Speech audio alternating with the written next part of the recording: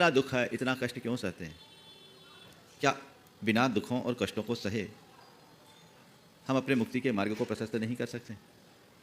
हमें उस दिशा में भी प्रयास करना चाहिए। मैं इस संदर्भ में इतनी ही बात कहूँगा कि दूध को तपाने के लिए बर्तन को तो तपाना ही पड़ता है। स्वर्ण पाषाण को तपाए गलाए बिना उसमें संचित कालिमा और किट्टिमा कभी भी नष्ट नहीं होती। जीवन के निखार और परिष्कार के लिए हमें कष्टों को सहना ही पड़ता है। आचार्य कुंद इस संदर्भ में बहुत स्पष्ट मार्गदर्शन देते हैं और कहते हैं, अपना उद्धार करना है तो अपने आप को तपाओ, अपने आप को खपाओ, कष्टों को सहो। अदुख भाविदम नानम दुहे जादे विनश्यति तम्हा जहा बलम जोई भाव दुखस भावना। बिना दुख से पाया हुआ ज्ञान यानी सुखपूर्वक पाया गया ज्ञान दुख आने पर विलीन हो जाता है। इसलिए हे योगी, जब तक तुम में बल है, शक्ति है, सामर्थ्य है, दुखों की भावना भाव। इसका मतलब दुखों को सहो।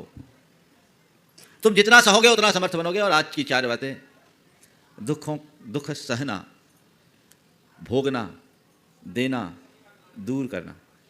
दुख को सहना, दुख को भोगना, दुख देना और दुख दूर करना। ये चार स्थितियां दुख से जुड़ी हुई है।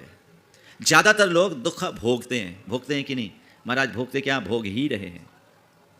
थोड़ी बहुत अनुकूलताएं, सुविधाएं होती है तो मनुष्य अपने दुखों को भूल जाता है। यदि गहराई से देखा जाए तो मनुष्य का जन्म ही दुखों से होता है कि नहीं होता है? प्रसव की पीड़ा को पार करके ही हम जन्म लेते हैं और प्रसूति तो बाद में होती है। माँ के पेट में ही हमें अंग को संकुचित करके रहना पड़ता है। दुख से तो हमारे जीवन का निर्माण हुआ, लेकिन मनुष्य उसे पल में भूल जाता है और थोड़ी बहुत अनुकूलताएं आती है तो उसमें इतना मगन और मदहोश हो जाता है कि बाकी बातों का उसे कुछ भान ही नहीं होता। और फिर ऐसी स्थिति में यदि कदाचित थोड़ा बहुत दुख आ जाए तो वो उसके लिए बड़ा दूभर होता है। जिन लोगों के जीवन में प्रारंभ से संघर्ष होता है, जिन लोगों को कठिनाइयों और मुश्किलों का सामना करना पड़ता है, उनके सामने यदि दुख आते हैं तो कोई फर्क नहीं पड़ता। जो रोज़ बीमार है, जिसको अक्सर बुखार होता है, उसे थोड़ा बुखार आ भी जाए तो वो कहेगा भैया ये तो मेरे रोज का काम है। लेकिन स्वस्थ रहने वाले व्यक्ति को हल्का सा सिरदर्द भी हो जाए तो बेचैनी होती है। जिसका जीवन दुखों से गुजरा है, दुखों को जो भोग रहा है, उसके जीवन में दुख ज़्यादा भारी नहीं पड़ते। लेकिन जो अनुकूलताओं में जीने का आदी और अभ्यासी है, उसके सामने आया हुआ छोटा सा दुख भी उसे विचलित कर देता है। आपने विचार किया, डिप्रेशन में कौन आता है? पढ़े लिखे लोग या अनपढ़ गंवार? पैसे वाले लोग या गरीब मजदूर? उच्च तबके के लोग या जिन्हें आप निम्न तबका का मानते हो वो? हाँ, मेरिट में आने वाला या 30 नंबर से पास होने वाला? क्या हुआ? किसको डिप्रेशन है? बात समझ रहे हैं? सब उच्च श्रेणी के लोग ही अवसाद से ग्रसित होते हैं, डिप्रेशन के शिकार होते हैं। क्यों? क्योंकि उन्हें नीचे की स्थिति में रहने का अभ्यास नहीं है। जो हमेशा शिखर पर रहता है उसे सतह में रहने का आभास नहीं होता, और जब कभी ऐसी परिस्थितियां उसके सामने आती है वो अंदर से टूट जाता है।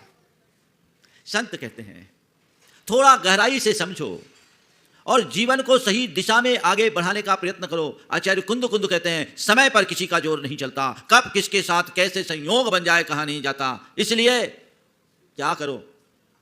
दुखों को सहो, पर दुखों को सहने में तुम तभी समर्थ हो पाओगे जब सुख की घड़ी में भी दुखों के सहने का अभ्यास बनाओगे।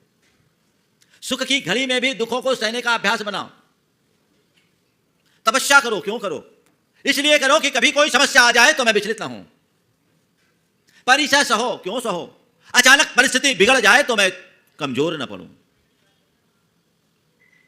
देखते हैं, युद्ध तो यदा कदा होते हैं, पर युद्धाभ्यास नित्य जारी होता है। युद्ध छिड़ने पर तुम क्या करोगे? अगर युद्धाभ्यास अच्छा होगा तभी अचानक छिड़े हुए युद्ध में तुम विजय पा सकोगे। यदि युद्धाभ्यास नहीं है और युद्ध छिड़ जाए तो तुम्हारी हालत खस्ता होनी है, इसमें कोई संशय नहीं। तो युद्ध कभी भी छिड़ सकता है।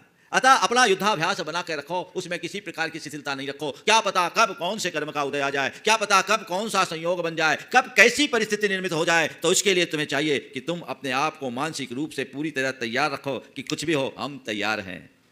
कुछ भी हो हम तैयार हैं, हम अंदर से स्ट्रांग हैं, मजबूत हैं, परिस्थितियां मेरा कुछ भी बिगाड़ नहीं सकती। एक साधक यही करता है।